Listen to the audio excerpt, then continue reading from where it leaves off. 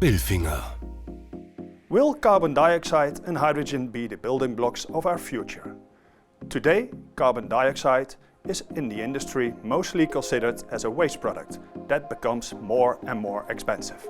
Hydrogen is considered as an important buffering method in the energy transition.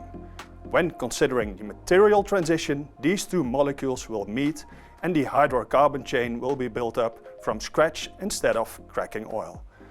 We at Bilfinger have grouped these activities into 5 pillars: green hydrogen production, carbon capture, storage and distribution, import and export, and utilization. We support the industry and the TSO companies with projects in these 5 pillars, from the early business case until converted EPC or EPCm.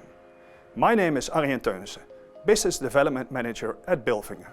Do you want to know how we can support you? Please contact me.